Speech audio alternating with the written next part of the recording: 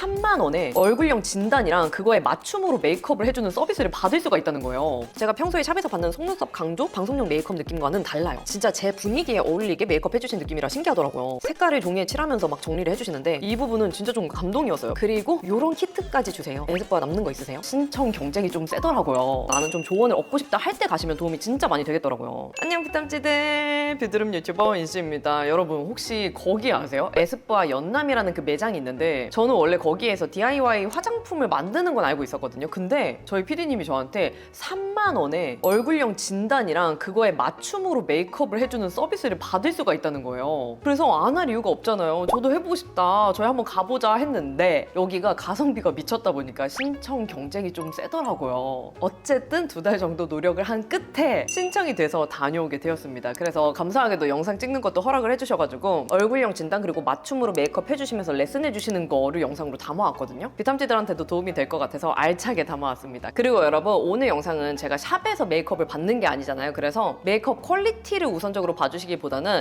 요런 순서로 요런 구성을 저렴하게 경험해 볼 수 있는 서비스가 있더라 라는 정보성의 영상으로 봐주시면 더 도움이 되실 것 같아요. 그러면 구독 눌러주시고 가보도록 할게요.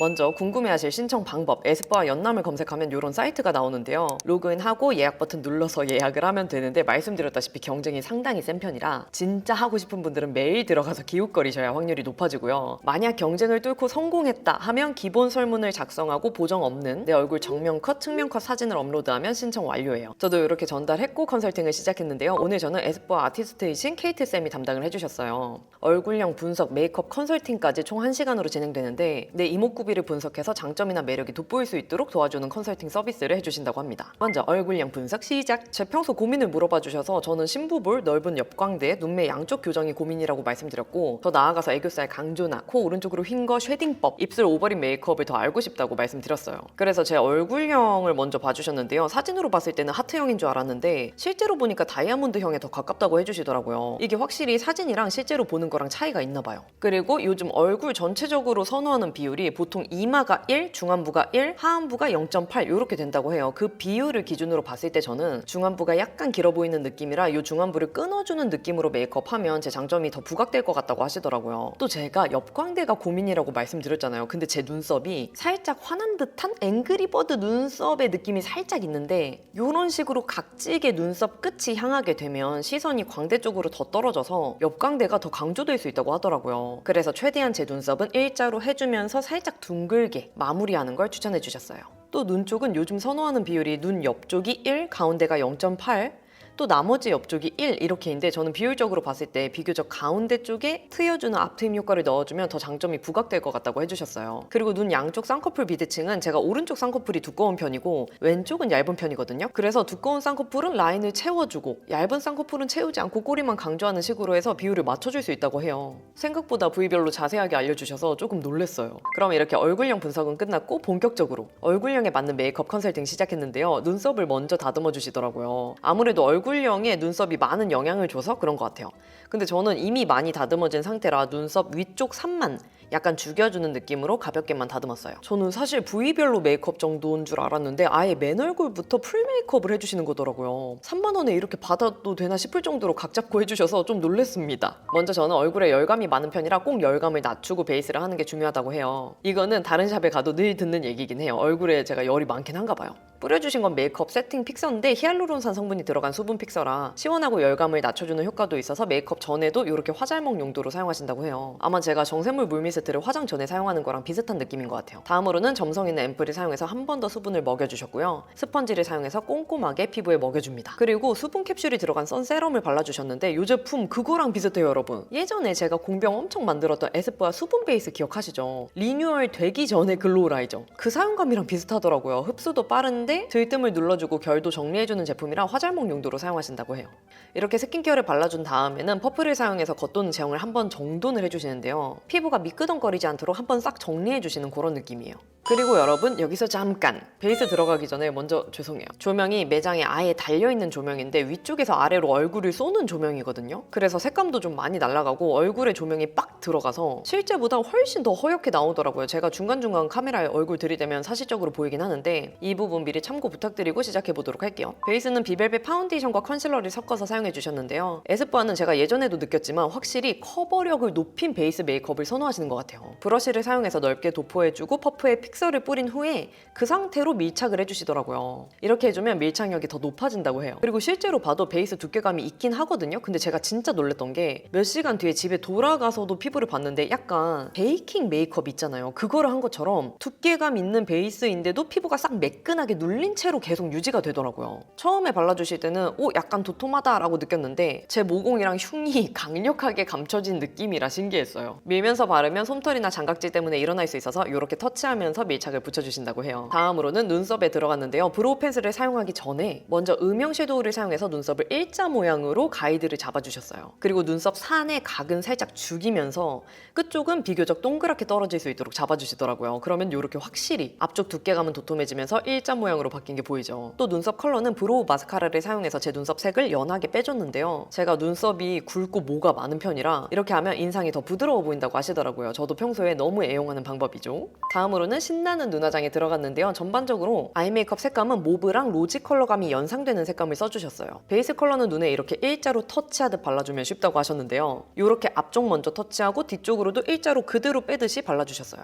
그리고 언더에도 동일한 컬러로 한번 깔아주고요. 조금 더 핑크빛이 뽀용한 컬러로 애교살을 한 번 더 쓱 지나가줬는데 벌써 애교살이 뽀용하게 강조된 게 보이죠. 조금 더 따뜻한 웜한 컬러로 애교살을 강조해주면 이런 느낌. 그리고 아이라인 그리기 전에 브러쉬로 가이드를 먼저 잡아주셨는데요. 아이라인 모양은 저는 평소에 쌍꺼풀 모양에 맞게 내리는 느낌으로 그렸는데 쌤은 일자로 빼는 모양이 잘 어울릴 것 같다고 하시더라고요. 이렇게 길이감은 있지만 얇게 일자로 빼주셨는데 저 진짜로 마음에 들거든요. 이렇게 안 하는 게 아니라 못하는 거예요. 집에서 연습을 조금 더 해보도록 하겠습니다. 그리고 점막 쪽은 속눈썹 사이에 들어가서 콩콩 찍듯이 채워주셨는데 이게 눈매 양쪽 대칭을 맞추기 위해서 점막을 꽉 채우는 게 아니라 마치 가닥 속눈썹을 붙인 것처럼 점을 찍듯이만 채워주신다고 하더라고요. 이렇게 들으면 이해가 안 가는데 제가 아이라인을 두께감 있게 양쪽을 다 바르면 양쪽 비대칭이 티가 정말 많이 나거든요. 그 반대의 경우로 해야 된다고 설명을 해주신 것 같아요. 다음으로는 마스카라를 전체적으로 바르고 속눈썹을 가닥가닥 잡아주셨는데요. 제가 속눈썹 펌하고 한 달 정도 지나서 엉망진창인 상태라 인조 속눈썹도 붙여주셨어요. 다만 오른쪽 쌍꺼풀은 두꺼운 편이라 속눈썹 각도를 위로 올려주고 왼쪽 쌍꺼풀은 얇은 편이라 속눈썹 각도를 약간 낮게 잡아주셨다고 해요. 엄청난 디테일이죠.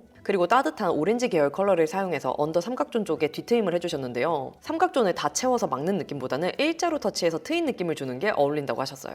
또 제가 눈 앞쪽을 트여주면 효과를 보는 타입이라고 했잖아요. 그래서 이렇게 점막 색감이랑 비슷한 붉은 계열의 컬러를 사용해서 눈 앞쪽이 트여 보이는 앞트임 효과를 주시더라고요.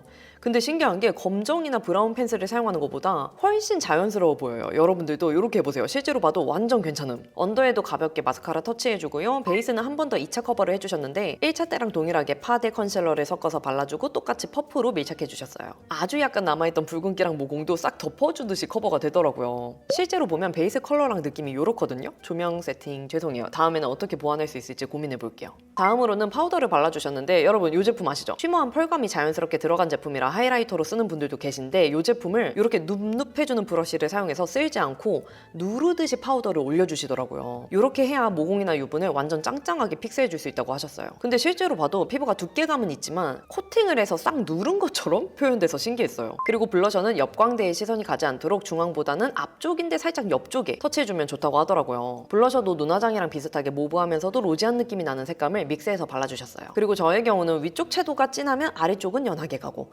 아래가 진하면 위가 진하도록 색감 밸런스를 맞춰주는 게 중요하다고 하시더라고요. 완전 공감해요. 눈, 코, 입 다 진하게 메이크업하면 정말 세상 부담스러운 메이크업이 됐던 경험이 있습니다. 입술에 가볍게 립밤 먼저 얹어놔주고 코 쉐딩에 들어갔는데요. 에스쁘아 스틱 쉐딩을 사용해서 코끝을 먼저 터치해주고 비주 쪽은 T자 모양으로 중안부를 끊어주듯이 터치해주신다고 해요. 그러면 중안부가 중간에 끊어져 보이는 착시 효과가 있어서 시선을 위로 향하게 한다고 하더라고요. 잔량을 사용해서 코 쉐딩을 이어주고요. 턱 음영은 신기한 게 전체적으로 들어가지 않고 이렇게 턱 앞쪽 라인에 보이는 그림자 있죠. 이쪽에만 가볍게 쓱 쉐딩을 그려주고 블렌딩을 해주시더라고요. 진짜 턱 쪽에 깔린 그림자 같은 착시 효과가 있어서 신기했어요. 하이라이터는 좀 전에 파우더로 사용했던 쉬머한 파우더 제품을 사용해서 코끝에 하이라이팅을 먼저 넣어주고 여분으로만 눈 사이 콧대에 한 번 더 터치해주셨어요. 이렇게 두 번에 나눠서만 하이라이팅을 해주면 중안부를 끊어주는 효과가 있다고 해요. 그러면 메이크업 이런 느낌.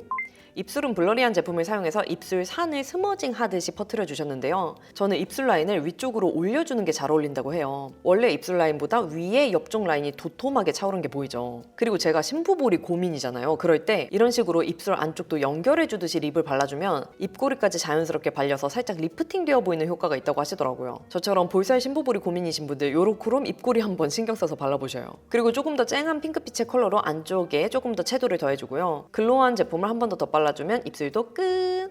마지막으로 자잘한 글리터를 언더 속눈썹 사이사이에 콩콩 찍듯이 몇 알만 얹어주면 3만원 얼굴형 분석 메이크업 컨설팅 끝입니다.